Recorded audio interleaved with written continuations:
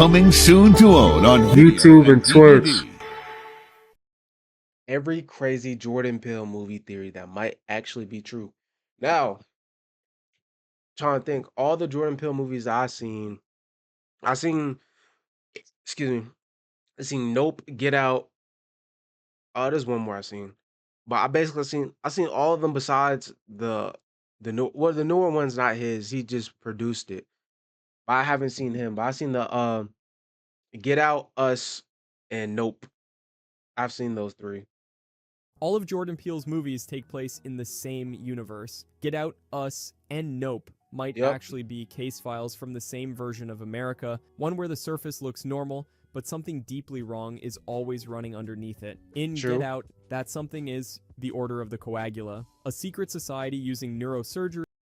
I'm not gonna get into too much behind the scenes, but a lot of people are having theories. This movie was Chris was actually the what's his name? Keel Keel from for his last name, but Keel from Jordan Keel. And hypnosis to transplant white consciousness into black bodies while trapping the original person in the sunken place. In Us, it scales up into a national underground infrastructure of duplicated humans called the Tethered, and in Nope, the threat moves upward into the sky, where a territorial predator named Jean Jacket has been hiding inside a cloud above the Haywood Ranch. The strongest physical link between the films is in Nope, where red scissors from Us appear on Jupe's desk. That's a relic from one Peele nightmare sitting inside another one. Universal distributed all three. Monkey Paw produced all three.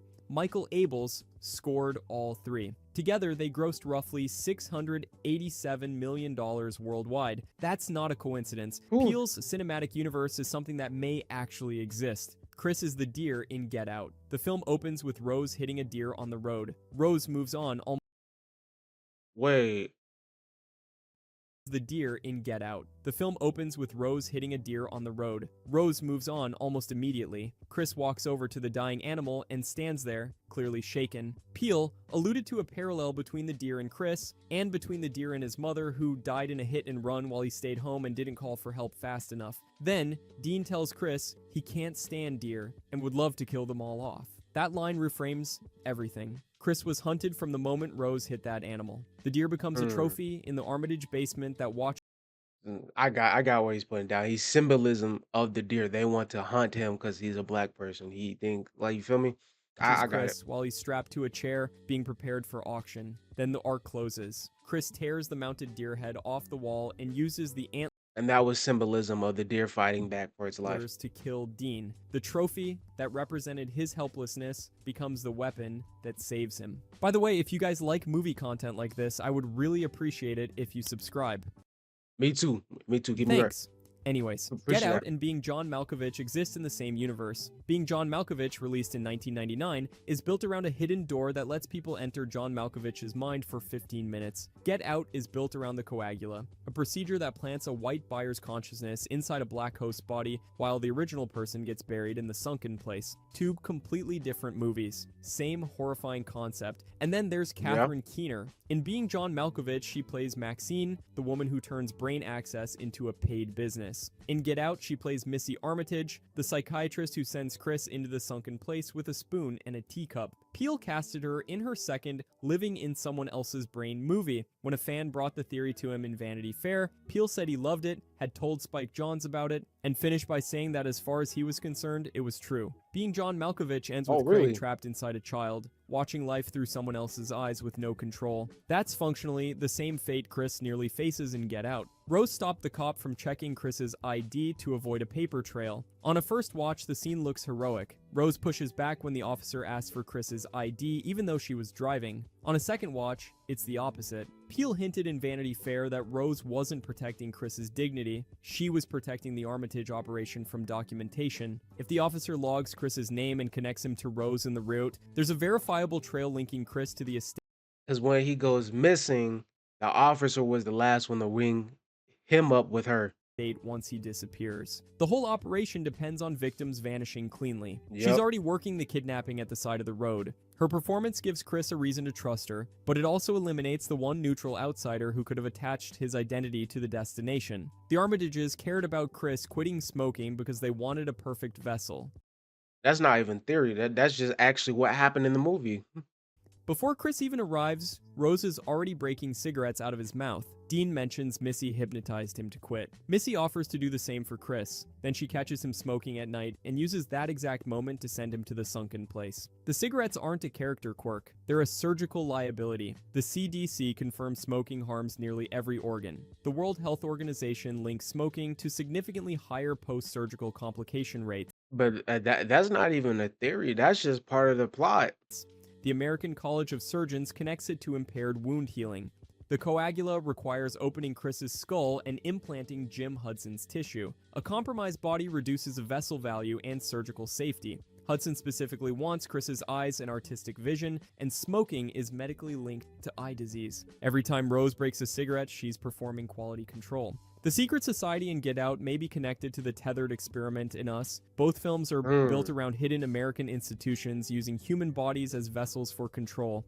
The coagula is boutique and private. The tethered project is national scale, but the control logic is identical in both. One pushes consciousness down while another takes the body. The other creates copied bodies below ground to mirror and manipulate the originals above. Get Out buries its procedure in the Armitage basement. Us buries its experiment beneath ordinary American boardwalks and suburban spaces. The tethered program could be an earlier large-scale attempt at what the Order of the Coagula later refined into something smaller, more profitable, and harder to detect. Walter But I don't know about that one because the Tether were cloning. The Collagra was brain swapping into younger bodies. I don't runs know. at night because Roman Armitage still wants to beat Jesse Owens. Peele hinted at this directly. When a fan connected Walter's nighttime sprinting to Roman's Olympic loss, Peele said that's right, then explained he always imagined Roman inside Walter's body still trying to beat Jesse's time. An early version of the ending nearly had Roman say, "I finally beat you, Jesse," before the line got cut. Dean tells Chris that Roman lost to Jesse Owens in the qualifying round for the 1936 Berlin Olympics, where Owens won 4 gold medals and became one of the most famous athletes in history. The costume designer confirmed Walter's wardrobe included running shoes from 1936 specifically to reference that race. Roman didn't admire Owens. He wanted to possess the kind of body he believed defeated him, and he ran every night trying to prove he finally could. Rose's Fruit Loops and milk show her racial separation and emotional sickness. After Chris has been prepared for the coagula procedure, the film cuts to Rose alone in her room eating Fruit Loops one by one while drinking plain white milk separately through a straw. When a fan described this as Rose refusing to mix white with colors, Peele gave it partial credit. The separation symbolism isn't an audience invention. Peele told the Los Angeles Times there's something horrific about milk and called the scene a beautiful psychotic image. Allison Williams said she and Peele imagined Rose as emotionally stunted, frozen in time, with the mentality of a teenager. That's why she's eating childhood cereal while shopping for I don't know what teenager eats drinks milk on its own and then eats dry cereal right beside it at the same time. I don't know what teenager do her that. next target. This is who Rose is when nobody needs to be manipulated. Flight 237 in Get Out is a shining clue, and Us uses 1111 like its own room 237. Peele confirmed the Get Out half in Vanity Fair. When Rod is outside the airport trying to reach Chris, a background announcement calls out Flight 237. That number comes from The Shining's Forbidden Room 237.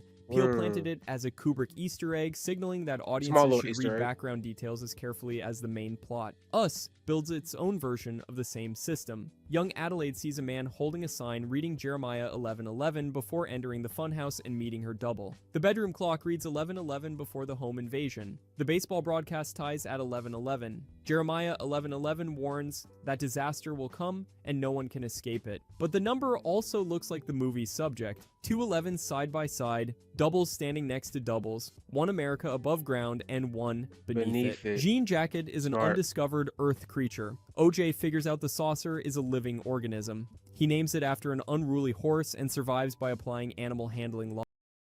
This is about to be a side tangent, but there's one thing I wanted to talk about. When people look at like creatures in the ocean and like this the first time they're seeing from like the normal standard of what like sea creatures look like, and they're like these deformed, weird looking creatures, and people were like, "Oh, the aliens, they're in the ocean." I'd be like, if the species has been on Earth this whole time, how does that make them an alien? An alien is something foreign to the planet. Like it has to, like you feel me? It has to come to the planet. So that's why I never understood like people like, oh, the aliens they in the ocean. Nah, it's just a very unique species in the ocean that we haven't discovered. And yeah, I understand like that can be scary, but they're not aliens. And I feel like what he's about to say here is that Jean Jacket been on Earth this whole time. It just evolved or just been kept hidden. Damn, Logic. this is very Everything hard as Jean hell Jacket outside. does is behavior, not technology. It camouflages in a cloud, it patrols territory, it feeds by pulling horses and people through its underside. It's destroyed by swallowing a helium balloon it mistakes for prey. PEELE brought in UCLA marine biologist Kelsey Rutledge and Caltech professor John DeBerry to make the creature biologically plausible. The square eye has a real parallel in octopus pupils. The camouflage draws from cuttlefish. The saucer form was modeled after a sand dollar. The team even gave Jean Jacket a formal fictional scientific name, Oculon imbus eduquus, hidden Aqua dark Imbus. cloud stallion eater. They wrote bonus material formatted like a scientific paper describing a newly discovered species. The National Oceanic and Atmospheric Administration notes that less than 0.001% of the deep ocean floor has been directly observed. DeBerry framed Jean Insane Jacket to as a actually sky think about it. animal whose habitat functions like an unexplored ocean above the characters. Nope is secretly the third chapter in Peele's exploitation trilogy. PEELE said, after Nope is the trend. Um, I mean, like it is his third movie, but like they're connected trend. mm, If they're connected, that's a very that's a very fucked up universe.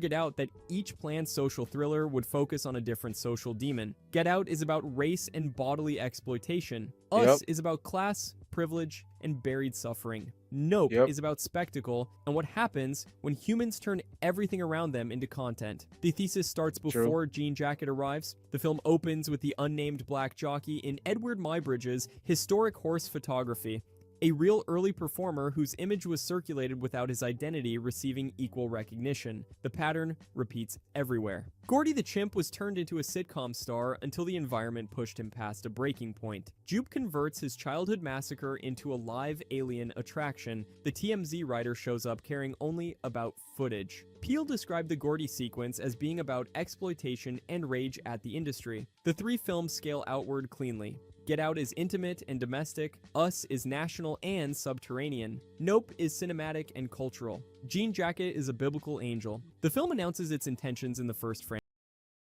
I don't know how to feel about biblical angel because I have seen some depictions of what people say a biblical angel does look like. But I also say a biblical angel didn't Jean Jacket eat horses, people, and cows? I feel like a biblical angel would never do that, especially to like horses and cows. Nahum 3:6 opens the movie. I will cast abominable filth upon you, make you vile, and make you a spectacle. That's prophetic judgment, not science fiction. Jean Jacket literalizes it. It descends from the clouds, swallows everything, and rains blood, coins, keys, and debris back down onto the ranch. In its final form, it unfurls into a vast, symmetrical shape with a central square opening that functions like both an eye and a mouth. Isaiah describes seraphim with 6 wings. Revelation describes creatures covered with eyes. Ezekiel describes terrifying airborne wheels whose rims are full of eyes. Jean Jacket matches that tradition through the gaze rule. Direct eye contact triggers it. OJ doesn't call what happened an alien encounter.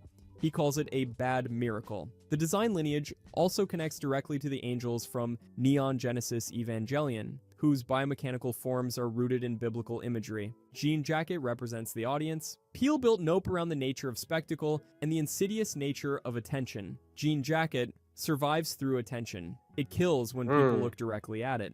It becomes most dangerous when humans try to turn it into entertainment.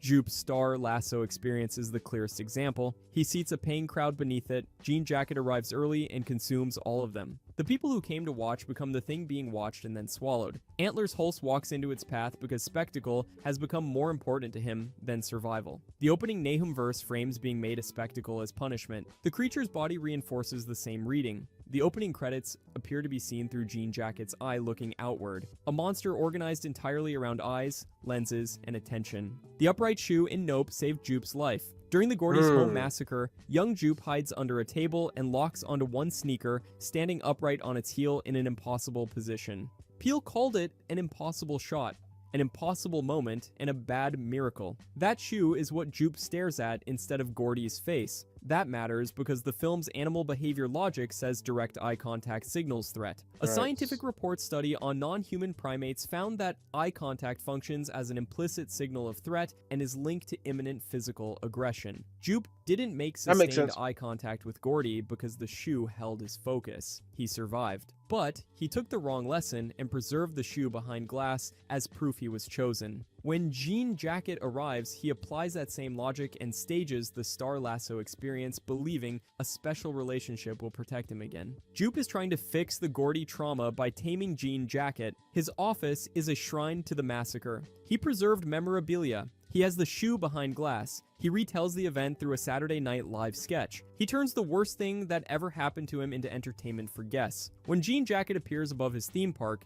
he doesn't treat it as a threat. He secretly feeds it horses for months. He names a live attraction after it. He builds the show around the belief that he can summon a sky predator on command. OJ is the contrast. He reads warning signs, notices territory, learns the eye contact rule, and survives. The Star Lasso Once again, I feel like that's not a theory. That's more or less part of the plot, kind of like the experience under is a trauma the reenactment staged as like that's kind of the part, the interpretation part of the plot. entertainment, and the balloon motif closes the loop. Gordy's rampage starts when a birthday balloon pops. Jean Jacket is destroyed by Jupe's giant inflatable mascot. The praying mantis foreshadows Jean Jacket's true nature.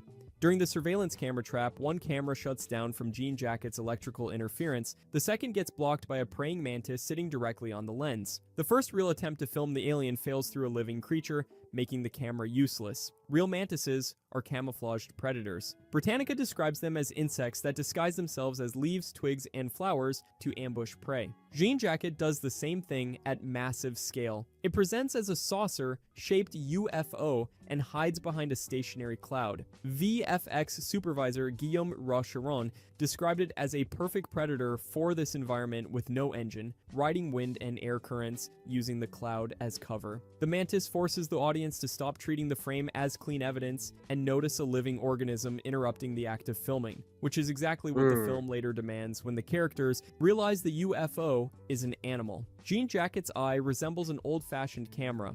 Rocheron described Jean Jacket as nearly 250 feet wide with a square green eye deep inside its shell. It reads like a camera aperture set inside a living bellows. The opening credits appear to be looking through a square tunnel with soft billowing walls before it's revealed to be Jean Jacket's eye looking outward. Old folding cameras use a pleated collapsible chamber between the lens. Its eye Oh yeah, that's definitely modeled after an old camera. Look at the shape of it. It's just looking one on one outward. almost. Old folding cameras use a pleated collapsible chamber between the lens and the film plane. Jean Jacket's interior has the same structure. Its green square eye produces a repeated snapping sound during its final form, tracking with a camera shutter. The hunting pattern maps directly onto photography. It attacks when looked at. Antler's Hulse dies chasing the perfect shot. Emerald survives using the analog Wink-and-Well camera. Jean Jacket is a monstrous camera that looks back and consumes the viewer. Gordy and Jean Jacket are the same warning in two different forms. Gordy is a chimpanzee turned into a sitcom star until the environment pushes him past a breaking point. Jean Jacket is a territorial predator that people above Agua Dulce. I would agree they're the same warning, different forms, but I feel like they also are the same. I feel like they have the same message, but their messages is different. One is the result of an animal in captivity being pushed to its limits, and another is a wild animal trying to be not domesticated, but kind of forced into that same lifestyle as the other one. Treat like an attraction until it consumes them. The warning is the same both times. Animals aren't spectacle machines. Treating a creature as entertainment turns human attention into a death trap. Jupe survives Gordy and learns exactly the wrong lesson. When Jean Jacket appears, he applies that lesson again. He feeds it horses in secret, names a live attraction after it, and seats a paying audience beneath it. OJ survives because he reads Jean Jacket like an animal with instincts and territory and limits. He doesn't mystify it. Gordy shows what happens when a living creature is forced into performance until the illusion breaks. Oh, kind of like what I just Jean said. Jacket shows what happens when the same entertainment logic gets applied at a completely different scale. The shoe and the nickel are both bad miracles. OJ names the concept himself. The nickel A lot of these are not even really theories. They're kind of like more interpreted plot travels points. with enough force to go through Otis Haywood Sr.'s eye and skull because Jean Jacket ejects indigestible objects after feeding.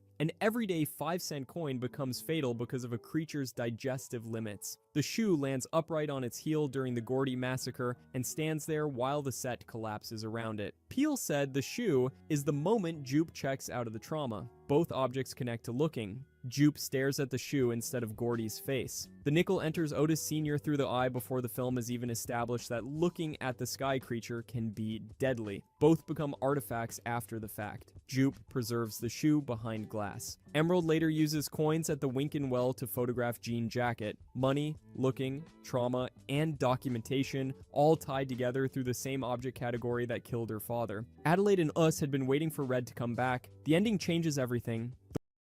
But yeah, definitely a lot of these are just The woman plot the movie points, not follows really as theories. Adelaide is actually the tethered girl who escaped in 1986, overpowered the real child inside the Santa Cruz funhouse, and took her place above ground. Adult Adelaide's anxiety is fear of being found. She's tense before anything supernatural happens. She tells Gabe she wants to leave because something feels like it's hanging over her. When she describes the childhood encounter, she says the other girl was real, that she tried to choke her, and that she's felt her whole life that the girl was still coming for her. In the twist context, that's a confession. She's been expecting Red's return for decades. During the home invasion, she understands immediately that the attack is personal.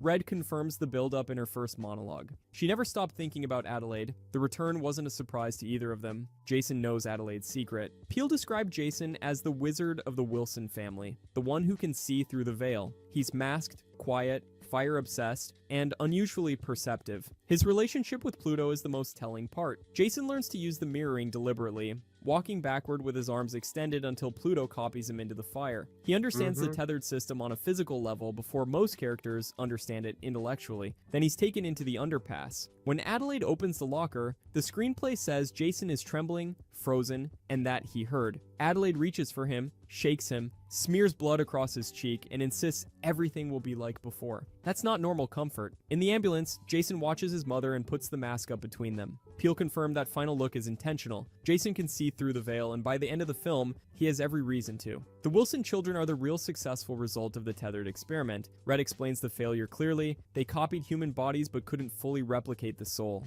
The result was a population trapped underground, forced to crudely mirror the lives of the people above. But then Adelaide happened. The tethered girl who escaped entered the surface world, adapted, married Gabe, and had 2 children. Zora and Jason aren't ordinary surface people, and they aren't ordinary tethered either. Their mother is a tethered body that became fully human through circumstance. And then she gave birth to 2 human children. Their doubles Or two reflect that children. difference. Jason's relationship with Pluto is a controllable mirror dynamic. Jason deliberately directs Pluto's body into a fatal action. That's something the original experiment never achieved. PEELE called Zora the family's warrior and Jason the wizard who sees through the veil. The experiment didn't succeed in the tunnels, it succeeded accidentally in the Wilson family. PEELE may hide animal clues for his next movie inside each film. Get Out opens Andre Hayworth's abduction scene with Run Rabbit Run, playing from a sports car. 2 years later, Us opens its title sequence with a close-up of a wet rabbit's eye pulling back to reveal hundreds of caged rabbits. A sound cue in Get Out becomes the defining visual symbol of the next film. Us plants its own forward cue inside the fake forest attraction during Adelaide's childhood visit.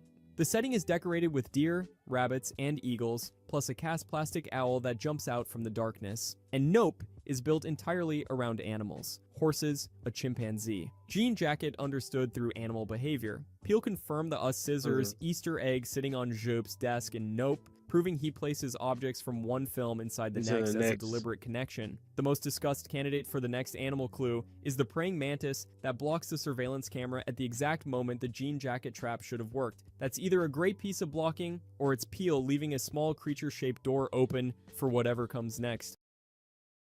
That was every crazy Jordan Peele movie theory that it was actually true. But I feel like some of them were just parts of the plot that people missed and they had to like make a theory about. But let me know how y'all feel with that down below. That being said, I will see y'all later. I'm not trying to score. Your heart's an open door. I got the key. I'm trying to keep composure and some more.